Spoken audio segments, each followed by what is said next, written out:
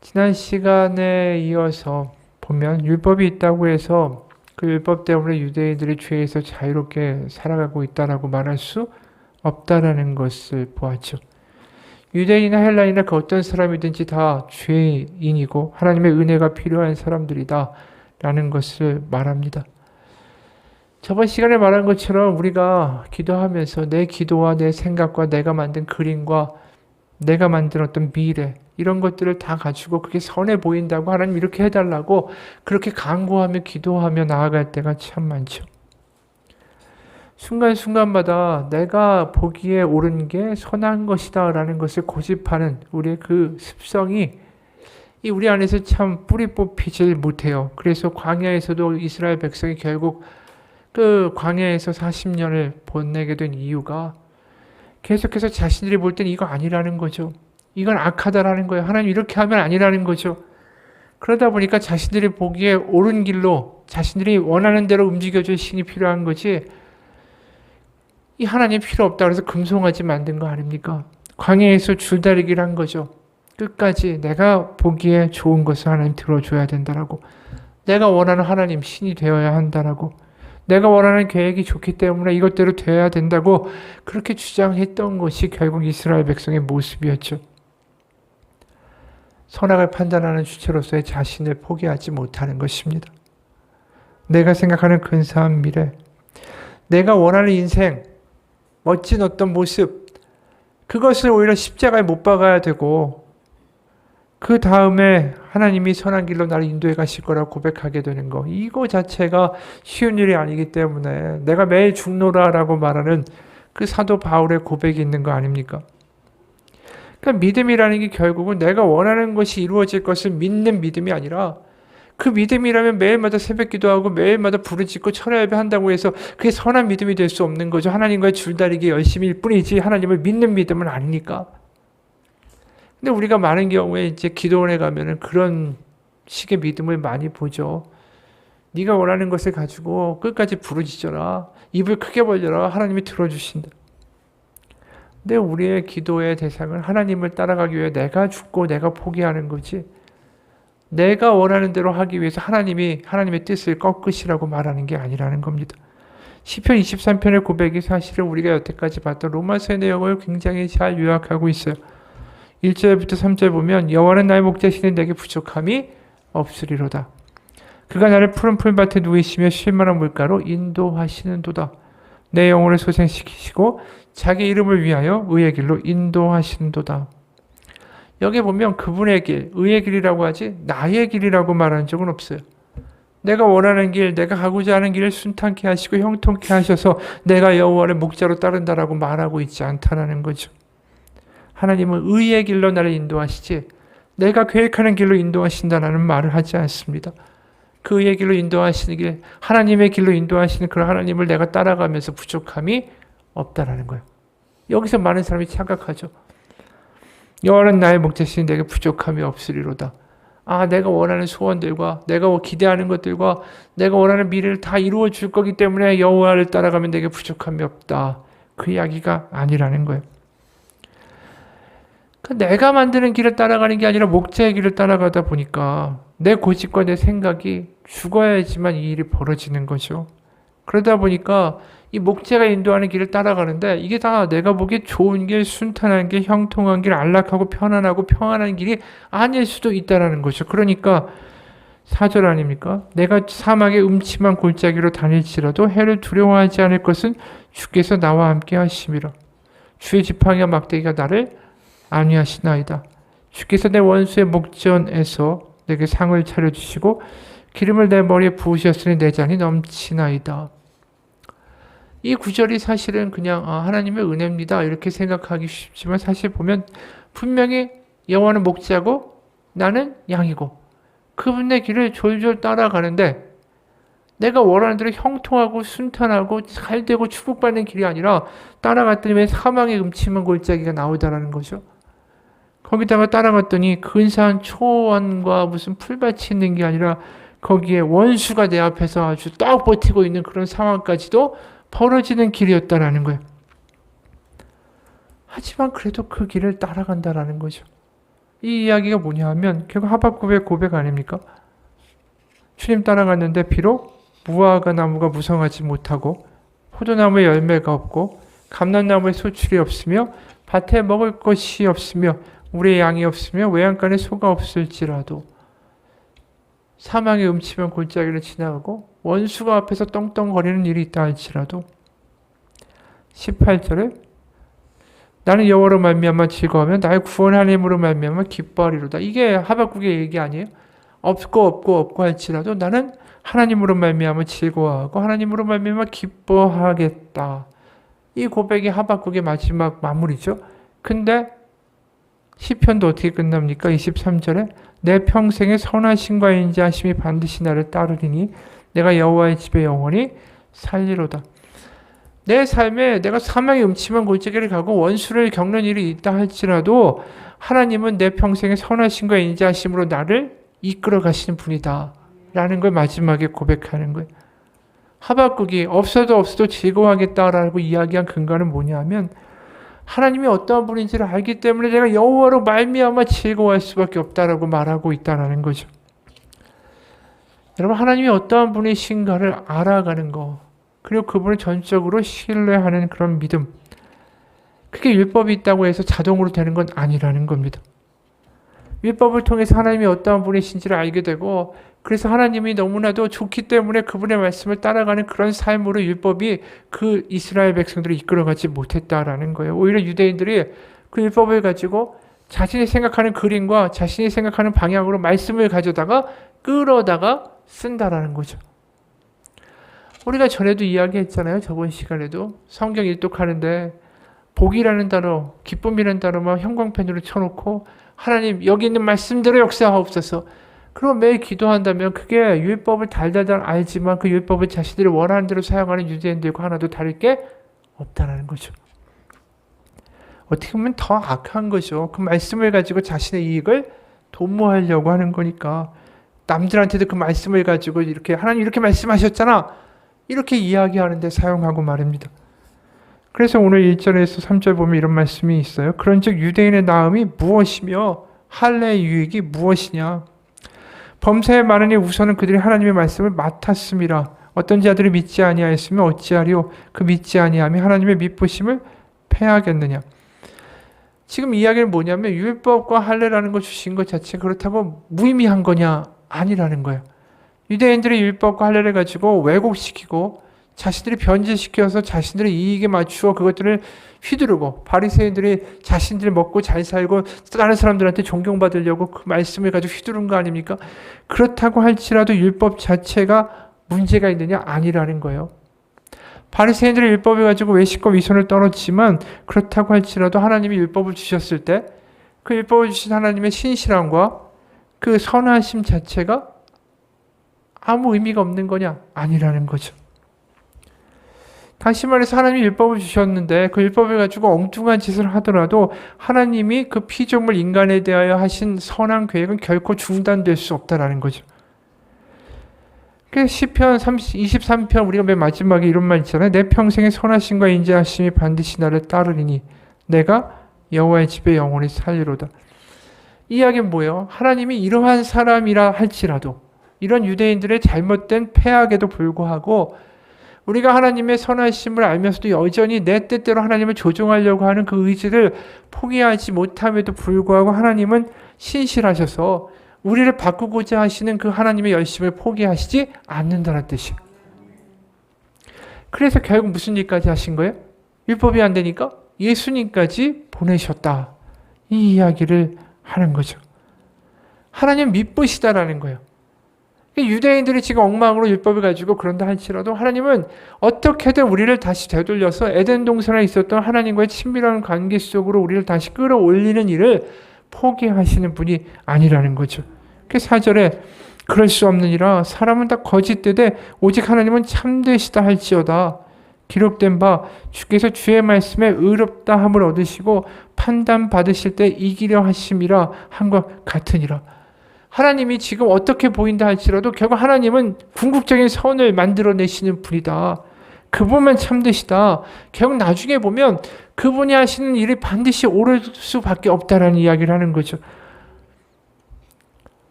그러니까 우리가 이 내일도 모르는 존재가 지금 이게 선이라고 아무리 깝치고 이것이 맞다라고 주장한다 할지라도 그게 그것 때문에 다른 사람한테 상처 주고 다른 사람들을 거짓말하고 이용하고 그러면서 하는 모습 자체가 이 하나님이 보실 때 얼마나 안타까운 일이겠어요. 악인 거죠. 그런데도 이제 하나님은 계속해서 율법을 보내시고 예수님을 보내시고 그런 신실함을 보여주신다. 그런데 5절부터 7절 보면 세 번역으로 이렇게 말합니다. 근데 우리의 불의가 하나님의 의를 드러나게 한다면 무엇이라고 말하겠습니까? 우리에게 진노를 내리신 하나님이 불의하시다는 말입니까? 이것은 사람들이 말하는 방식으로 내가 말해본 것입니다. 절대로 그럴 수 없습니다. 만일 그렇다면 하나님께서 어떻게 세상을 심판하실 수 있겠습니까? 다음과 같이 반박하는 사람도 있을 겁니다. 나의 거짓됨 때문에 하나님의 참되심이 더욱 분명하게 드러나서 하나님께 영광이 돌아간다면 왜 나도 역시 여전히 죄인으로 판정을 받습니까? 말이 복잡하죠. 읽어도 이게 무슨 말인가 싶어요. 분명히 이야기했어요. 율법은 선한 것이고 하나님의 그 선한 의지와 계획에는 변함이 없다. 사람들은 여전히 그 하나님을 실망시킬지라도 말이다. 그러면서 그 이야기를 했죠. 그랬는데 그 중에 사람 중에 일부는 이런 말을 한다는 거예요. 지금 유대인들이 율법을 가지고 저렇게 엉망으로 만들어 버렸는데 그렇게 엉망으로 만들어 놨을 때 그들을 버리시지 않고 어떻게든 바꿔나가신 하나님을 보여주시면 오히려 그들의 잘못과 허물이 하나님의 선하심을 보여주는 오히려 발판이 되는 거 아닙니까? 엉뚱한 이야기를 한다는 거죠. 다시 말해서 그들이 잘못한 건 맞아요. 근데 그들도 인간 아닙니까? 그들이 잘못하고 연약하고 한 게 오히려 하나님 나중에 더 근사하게 선을 이루신 하나님의 역전의 모습을 보여주는데 그들이 사용된 거 아닙니까? 그러니까 그들을 뭐라고 하실 수 있습니까? 이 억지 주장을 하는 거죠. 그러니까 그들을 어떻게 보면 그들의 잘못이 하나님을 더 근사하게 보여준다는 이야기를 하는 거예요. 그 동시에 하나님한테 인간은 연약한 거고 그런 연약한 우리를 사랑하셔서 뭔가 하시는 하나님의 역사가 더 그 사랑이 더 돋보일 수 있게 되는 거 아닙니까? 그런 이야기를 한다는 거죠. 우리도 그런 생각할 때가 있어요. 우리는 인간 하나님 어차피 약합니다. 우리 연약하고요. 우리가 해봤자 뭘 하겠습니까? 원래 그런 거지. 하나님 죄를 짓는 건 내일이고 용서하는 건 하나님 일 아닙니까? 이런 식으로 귀결되어 갈 때가 있다는 거죠. 이게 이단 중에 구원파라고 있어요. 구원파는 이런 얘기를 하는 거예요. 어차피 인간은 죄덩어리고 이 생을 살아가면서 죄를 범할 수밖에 없고 그것이 만약에 구원이 그런 우리에게 달려있다면 우리는 다 구원받을 수 없기 때문에 하나님의 그냥 은혜로 죄를 짓고 허물 짓는 건 우리의 일이고 구하시는 하나님의 일이니까 우리는 구원받았다고 믿으면 된다. 그래서 그들은 내가 구원받았다고 확신한 날짜를 다 기록합니다. 그래서 이 날짜에 우리는 구원받았고 우리가 회개하고 이런 것 자체는 별 의미가 없다. 어차피 우리는 그런 존재니까. 이런 식으로 말해버린다라는 거예요. 여러분 그거 어떻게 생각하세요? 우리가 사랑만 강조하고 하나님의 은혜만을 강조하다 보면 우리는 원래 이런 존재니까 우리는 죄를 지을 수 있고 우리는 원래 허물 많고 죄를 짓는 건 우리 일이고 용서하시는 건 하나님이고 누군가는 그게 솔깃하게 들릴지도 모릅니다. 그럴싸하게 들릴 수도 있어요. 근데 하지만 생각해 보세요. 하나님이 분명히 악인과 죄인을 심판하시죠. 성경에 심판에 대한 이야기가 있습니다. 그리고 분명히 하나님은 이렇게 악을 행하고 그리고 가증스러운 유대인들을 이 정죄하시고 저주하실 자격이 있으신 분입니다. 그리고 죄인과 의인은 분명히 갈라내신다라는 거죠. 그럼 도대체 여기서 바울은 무슨 말을 할까요? 8절에 더욱이 좋은 일이 생기게 하기 위해 악한 일을 하자라고 말할 수 있겠습니까? 이게 딱 그 얘기잖아요. 죄를 짓는 건 우리 일이고 용서하신 거 하나님이니까 내가 하는 게 아니라 내 안에 죄가 하는 거니까 이런 식으로 이야기해 버릴 수 있습니까? 사실 어떤 사람 우리가 그런 말을 한다고 비방합니다. 그러나 그런 사람들은 심판을 받아야 마땅합니다. 우리는 원래 연약한 존재니까 어쩔 수 없으니까 하나님이 다 회복시킬 수 있는 기회를 우리는 드리는 것이다. 죄를 짓는 거 우리 일이고 용서하시는 것은 하나님의 일이다. 여기서 뭐가 빠진 것 같으세요? 여기서 굉장한 사실 하나가 빠졌습니다. 하나님의 사랑에 대한 죄스러운 마음이 없다라는 거예요. 이렇게 살아가는 나에 대한 탄식이 사라져버렸어요. 자신의 연약함을 너무나도 뻔뻔하게 정당화시켜버리고 있습니다. 내가 연약하고 죄인이다라는 거 인정하는 것은 옳습니다. 하지만 거기서 끝나면 큰 문제가 발생해요. 내가 짓는 게 아니라 죄가 나를 이끌어가는 거예요. 여기서 끝나면 큰일 나는 거예요. 왜냐하면 거기서 너무나도 정당화해버리니까. 그런데 로마서 7장에서 내 안에서 내가 악을 행하는 게 아니라 내가 죄를 행하는 것이 아니라 이 내 안에는 죄가 나를 그 길로 이끌어간다라고 이야기할 때 거기에 가장 중요한 게 뭐죠? 오호라, 탄식이에요. 탄식. 여러분, 가장 중요한 건 믿음에서 중요한 탄식이 사라지면 우리는 뻔뻔한 인간이 되는 거예요. 지금 로마서에서 이야기하는 게 그거예요. 초반부에서. 우리의 연약함은 당연하지만 어쩔 수 없는 거라고 하지만 그걸 가지고 탄식조차 잊어버릴 때 그 믿음은 엉망이 된다는 거죠. 미국 개척 시절에 어떤 산골 마을에 한 목사님이 새로 부임해 왔습니다. 모두가 다 박수를 치면서 환영하고 교회 분위기도 너무 좋았어요. 그 마을 사람들이 어떻게 먹고 살았냐면 큰 나무를 베니다. 그럼 나무가 엄청 크잖아요. 그럼 그 운반할 수가 없으니까 옆에 있는 강에다가 던집니다. 그럼 이제 강물이 흘러가니까 이 통나무가 아래로 흘러 내려갈 거 아니에요? 그럼 맨 밑에 하류에 목재 공장이 있는 겁니다. 그럼 내려보낸 통나무 숫자대로 해가지고 이 목재 공장에서 돈을 주는 거예요. 벌목이 이 마을이 먹고 사는 일이었습니다. 근데 이 마을 위에도 마을 하나가 또 있었어요. 그 마을도 똑같이 벌목을 해서 먹고 사는 마을이었습니다. 윗마을 사람들은 자기들이 이제 떠내려 보내는 이 나무에는 분명히 자기 마을 표식을 하는 거예요. 그래야지 아랫마을이 내려보낸 거랑 윗마을이 내려보낸 거랑 구별이 될 거 아닙니까? 근데 어느 날 이 목사님이 마을을 돌아보다가 자기 마을 사람들이 이 윗마을 사람들이 떠내려 보낸 통나무를 몰래 건져서 그 표시되어 있는 부분을 다 잘라내고 자기 마을 표시를 한 다음에 그걸 강에 다시 내려보내는 광경을 목격하게 됐습니다. 쉽게 말해서 아랫마을 사람들이 윗마을 사람들 나무를 도둑질하고 있었던 거예요. 벌목하기 귀찮으니까. 그래서 이 목사님이 주일에 내 이웃의 물건을 도둑질하지 말라라는 제목의 설교를 했습니다. 예배를 마친 이후에 성도들이 다 은혜를 받은 것처럼 보였어요. 그럼 이제 도둑질을 하지 않겠지. 근데 웬걸 가보니까 여전히 나무를 건져내서 그 짓 하고 있는 거예요. 그래서 다음 주에 삼가 모든 탐심을 물리치라는 제목의 설교를 했습니다. 교인들이 은혜를 받은 것 같아요. 근데 그 주간에도 여전히 윗마을의 통나무를 건져서 똑같은 짓을 하고 있는 겁니다. 마침내 목사님이 아주 직접적으로 그 다음 주에 내 이웃의 통나무 끝을 잘라내지 말라라는 제목의 설교를 했어요. 무슨 일이 있었을까요? 얼마 후에 그 목사님은 그 교회에서 쫓겨나고 말았습니다. 여러분, 이게 왜 이런 일이 일어날까요? 자신들이 버리고 있는 이 허물에 대해서 탄식하는 게 없는 거예요. 우리가 딱 이런 식으로 신앙생활을 할 수 있다는 거죠. 여러분, 믿음에서 탄식이라는 것만큼 중요한 게 없어요.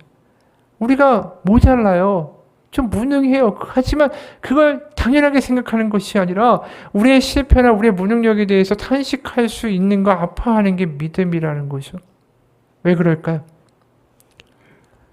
하나님의 사랑에 대한 그 아버지의 마음을 속썩이는 자녀로서 아파하는 마음이 필요하다라는 거예요. 아빠는 날 사랑해. 그러니까 난 내 마음대로 막 살 거야.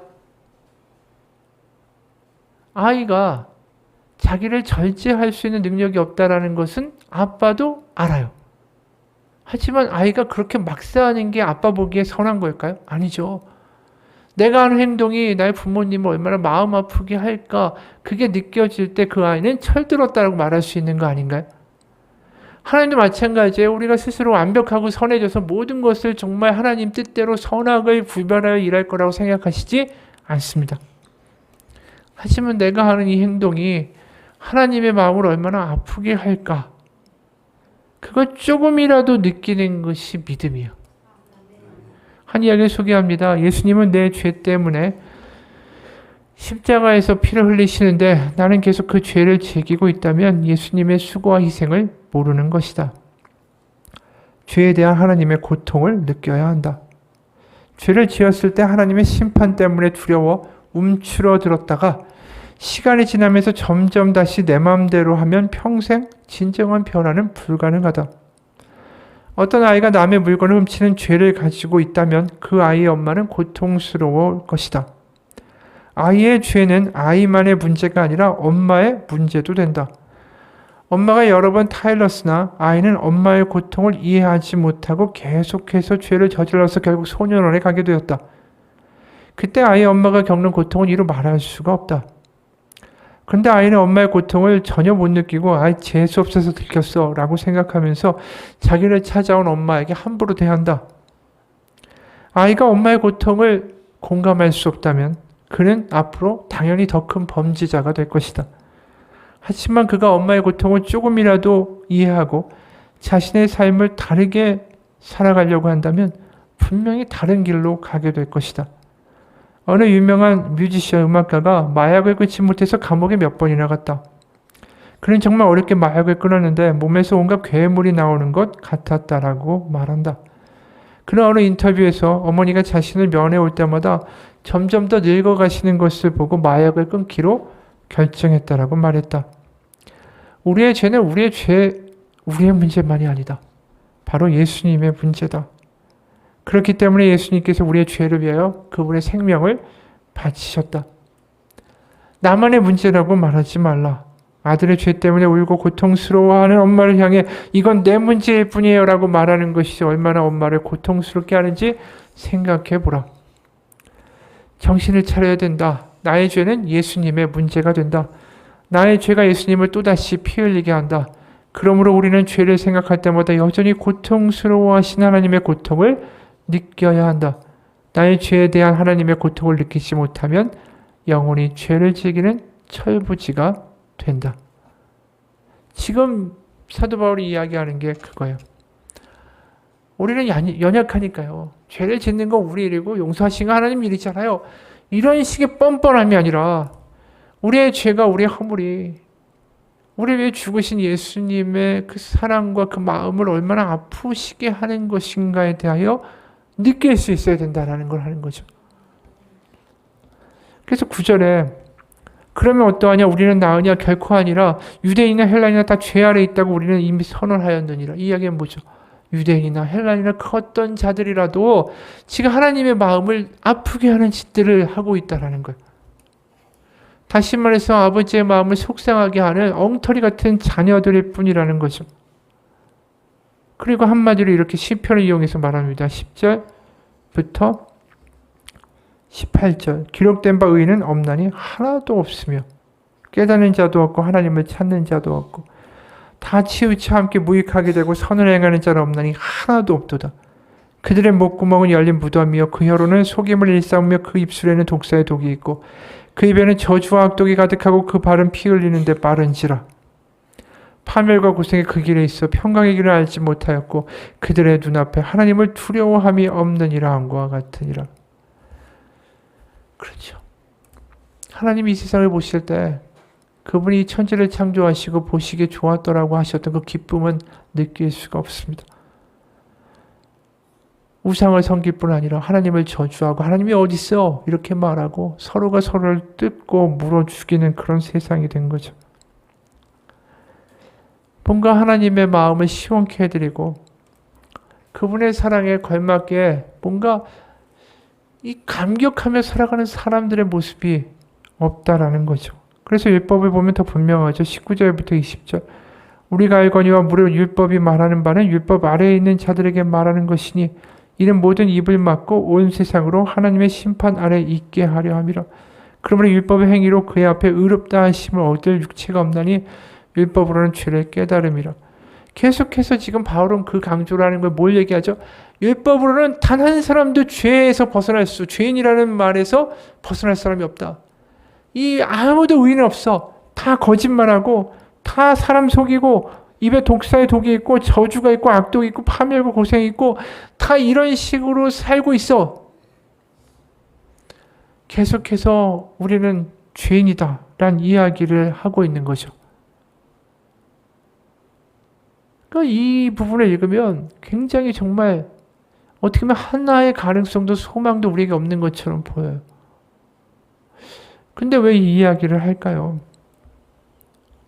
우리 가운데 탄식이 있기를 원하기 때문에 이 말 하는 거예요. 정말 예수님이 오셔서 우리를 구원하시지 않으면 가능성이 없고 또 예수님을 보내셔서 성령 보혜사를 보내셔서 우리 가운데 원하시는 어떤 그 결과가 무엇이냐면 그냥 너 예수 믿어. 예수 믿어야 나중에 천국 갈 거라고 믿어. 이게 아니라 예수님과 성령을 통해서 우리 가운데 이루고자 하시는 궁극적인 목표는 뭐냐면 아버지의 마음을 아프지 않게 하는 자녀가 좀 되기를 바란다는 거예요. 그러니까 죄인의 반대말은 의인이라고 말하지만 의인이 우리가 스스로 의인이라고 말할 수 있어요? 죄인과 의인 가운데가 어디 있어요? 그건 없죠. 죄인의 반대말은 의인이지 죄인과 의인의 0.5, 0.5씩 해서 난 죄인과 의인. 여러분 죄인인데 의인이고 의인이면서 죄인이다. 사실 그게 우리의 정체성이기도 하죠. 근데 중요한 건 뭐냐면 우리가 여전히 허물이 많지만 의인으로 가고자 하는 길의 가장 큰 의미는 뭐냐면 그래도 내가 하는 일이 우리 아버지의 마음을 아프시게 하는구나. 내가 아버지의 마음을 아프시게 하지 않고 아버지를 기쁘시게 하는 사람이 되고 싶다라는 마음이 있는 것. 그게 죄인에서 의인으로 가고 있는 사람의 모습이라는 거예요. 성령이 결국 뭘 가르쳐 준다고요? 하나님 아버지의 마음을.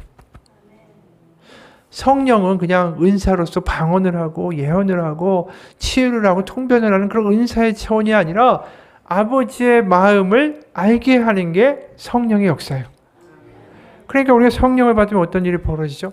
누군가를 보면서 괜히 내가 저 사람의 아픔에 대해서 긍휼을 가지고 눈물을 흘리게 되고 누군가를 기도할 때 막 내가 본의가 아닌데 그를 위해서 기도하면서 펑펑 울게 되고 회개하게 되고 이게 하나님의 마음 아니겠어요? 그러니까 성령을 통해서 우리는 아버지의 마음을 알게 되는 거예요.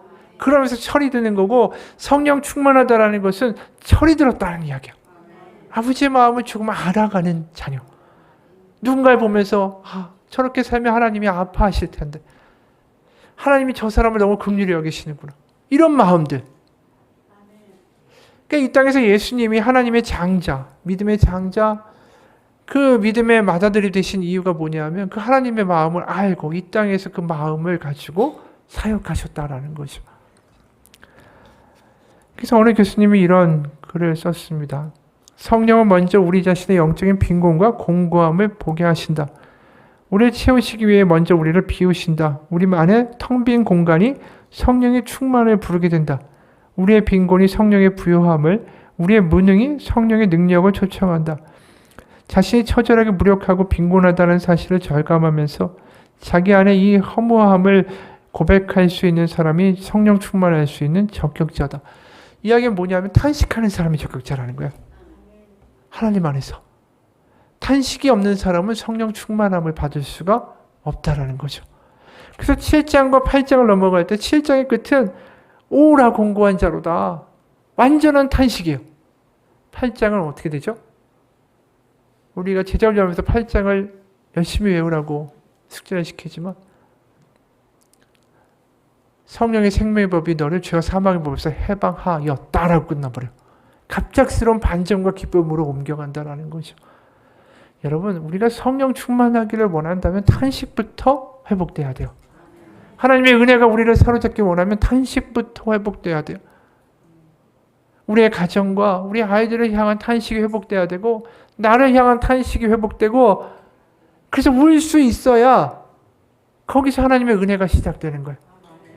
미워하는 게 아니에요. 탄식해야 돼요. 분해하는 게 아니라 탄식해야 돼요.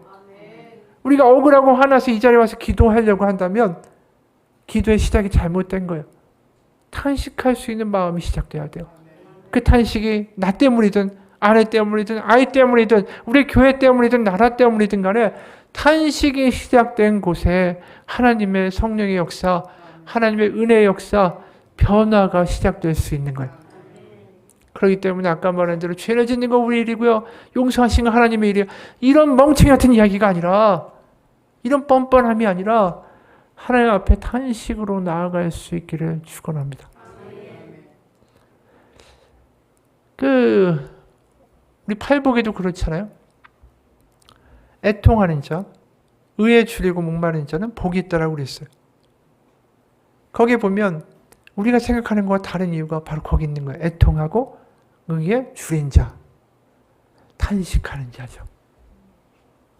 여러분, 하나님을 향한, 또 우리의 가정을 향한, 나를 향한, 우리 주변을 향한 자녀와 배우자와 그 누군가를 향한 탄식이 있습니까? 탄식이 능력입니다. 하나님이 우리의 가정을 보고 흘리실 눈물을 보면서 같이 탄식하게 될 때 그 기도는 능력의 기도가 되고, 내가 이렇게밖에 살지 못하는 이 한심함을 가지고 아버지 앞에 몸부림치며 나가는 탄식이 나를 변화시키는 하나님의 능력을 받는 능력의 탄식이 되는 거예요. 율법이 원래 목표하는 게 뭐였을까요? 탄식이었어요. 이들이 이 율법을 정확하게 완벽하게 지켜서 뛰어난 사람으로 하나님 앞에 서기를 이 하나님이 애초에 기대하신 게 아니에요. 율법은 우리를 탄식하게 하는 능력이 있는 거였어요. 왜요? 내가 못하니까. 그런데 이 율법을 유대인들은 엉뚱하게 해석한 거죠. 탄식하는 게 아니라 나 이렇게 지켰으니까, 내가 생각하는 기준에서 내가 지켰다고 할 수 있으니까 그거에 대해서 내가 원하는 걸 내놓으시오. 채권자처럼 말한 게 유대인들의 방식이었어요. 바리새인들에게 가장 없었던 게 뭘까요? 탄식이었어요. 우리가 주일에도 얘기했지만 바리새인과 세리가 둘 다 성전에 올라가서 기도할 때 바리새인은 성전 한가운데 서서 기도하잖아요. 난 불의와 간음과 토색을 하지 아니하고 일주일에 2번씩 금식하고 11조를 합니다. 이 사람에게서 전혀 탄식이 없어요, 기도에. 근데 세리는 어떻게 하죠? 하늘을 우러보지도 못하면서 저 구석에서 저런 죄인입니다. 저에게 자비를 베푸소서. 그게 탄식이 있어요. 그래 예수님이 누가 의롭다고 하셨죠? 탄식하는 자가 의롭다라고 하신 거예요. 여러분, 우리의 약함과 우리 지금 겪고 있는 상황이 어려울 수 있습니다. 거기서 자꾸만 불평하거나 분노하거나 누구 탓을 하거나 미워하거나, 그게 아니라 또 나의 약함에서 열등감으로 다시 또 귀결로 돌아가는 것이 아니라 하나님 앞에서 탄식할 수 있기를 축원합니다. 하나님의 아버지, 제가 아버지 마음을 아프게 하네요. 제가 이거밖에 안 되네요. 하나님, 우리의 가정이 이렇게 되고 있는 거 하나님 보시기 얼마나 마음 아프실까요? 하나님, 제가 그 가정을 살리기 위한 불쏘시가 되기 원합니다. 제 마음에 하나님 성령을 부으셔서 이 탄식하는 자 가운데 하나님의 평화의 능력과 화평의 능력을 허락하여 주셔서 우리의 가정 가운데 변화가 임하게 하여 주옵소서. 그 자식을 위한 기도도 마찬가지예요. 저 자식을 비방하면서 하나님 이 자식 좀 변화되게 해주세요. 이게 아니라 하나님, 저 아이가 저 때문에 이렇게 된 거 아닙니까? 저 아이가 지금 굶주려서 세상 가운데 사랑을 굶주리면서 저러고 다니고 있는 저 모습을 볼 때마다 하나님 얼마나 마음 아프실까요? 하나님, 저 아이를 위하여 제가 탄식하고 저의 부족함을 가지고 탄식하고 이 제대로 하나님 만나지 못하게 한 제 이 불찰을 가지고 하나님 앞에 탄식합니다. 그렇게 기도해야 된다는 거예요. 그게 하나님의 긍휼하심과 하나님의 능력을 맛보게 되는 결과라고 믿습니다. 여러분, 사람들은 생각해요. 탄식이 없는 삶이 완벽한 삶이고 행복한 삶이다. 근데 그거 망하는 삶이에요. 왜요? 탄식과 목마름이 없는 삶. 내 힘으로 내 어떤 가진 걸로 내 능력으로 먹고 살만해. 뭐 이렇게 질질 짜긴 그냥 열심히 잘 살면 되지. 그렇게 살아가는 사람은 한 번도 하나님 앞에 탄식할 줄 모르는 사람입니다. 때로는 우리가 연약한 가운데, 문제 가운데 하나님 우리를 자꾸만 끌고 가세요. 사막의 음침한 골짜기를 우리를 끌고 가시고 원수가 있는 데로 우리를 질질 끌고 가세요. 우리가 가고 싶지 않은데. 왜 그럴까요? 거기서 우리는 탄식하게 되고 거기서 하나님에 대한 목마름을 다시 한번 회복하게 되고 거기서 우리를 다시 소생시키신 하나님을 경험할 수 있기 때문입니다. 그렇기 때문에 때로 하나님 우리 가운데 돈을 안 주세요. 우리 이 10억만 있으면요, 하나님 제가 가지고 있는 문제 다 해결되고요. 제가 진 빚도 다 해결되고요. 저 이 걱정도 안 해도 되고요. 저 그 돈에 확 큰 마음 써가지고 한 5억은 제가 헌금도 하고요. 얼마나 멋져요. 우리는 그런 삶을 원하죠. 그런데 하나님은 때로 하나님 앞에서 탄식하는 우리를 더 이뻐하실지도 모릅니다. 그러면서 우리는 알죠. 내 삶은 돈에 목마른 게 아니라 하나님께 목마른 삶이라고. 돈 때문에 일 때문에 먹고 사는 것 때문에가 아니라 나를 바라보신 하나님의 그 눈빛이 느껴져서 나를 보시고 속상해하시고 나를 보며 안타까워하시는 아버지의 마음이 느껴져서 탄식할 수 있는 우리가 되기를 축원합니다. 하나님, 제가 이렇게 한심하고 모자라고 겁도 많네요. 그래서 자꾸만 돈 하네요. 제가 참 한심하죠, 하나님. 저 참 못났네요. 그러면서 아버지 앞에 눈물 한 방울을 떨어뜨리는 그 기도의 모습이 탕자예요. 탕자가 그거죠. 저 이렇게 부족하고요. 못났습니다. 저 아버지의 아들이라고 부를 자격도 없습니다. 그럴 때 그를 향하여 달려오시는 하나님, 아버지의 모습, 그게 우리를 향해 달려오시는 하나님의 모습입니다. 같이 기도하겠습니다. 하나님, 우리 가운데도 탄식이 회복되기 원합니다. 우리 가운데도 하나님 앞에 목마름이 회복되기 원합니다. 우리 나 자신을 향한 탄식, 우리의 가정을 향한 탄식, 우리의 자녀와 우리 배우자를 바라보며 하는 탄식이 회복되게 하여 주옵소서. 하나님이 만드신 자녀고 하나님이 사랑하시는 아이고 하나님이 사랑하시는 우리의 배우자고 하나님이 사랑하시는 전데 제가 하나님 이렇게 망가져서 있습니다. 하나님이 이렇게 계획하시고 뜻하시지 않으셨을 텐데 하나님 불쌍히 여기소서. 우리의 연약한 가운데 탕자에게 달려오신 하나님이 되셔서 하나님의 마음을 알게 하시고 하나님의 마음을 가지고 기도할 때에 저와 우리의 가정과 우리의 주변들이 하나님의 능력으로 변화되는 놀라운 역사가 일어나게 하여 주옵소서. 제가 우는 사람이 되고 제가 탄식하는 사람이 되어 매일 나아갈 때에 하나님 위로하시고 세우시고 복주신 하나님의 모습을 주변 가운데 간증하는 우리의 삶이 되게 하여 주옵소서. 예수님 이름 받들어 기도합니다. 같이 기도하겠습니다.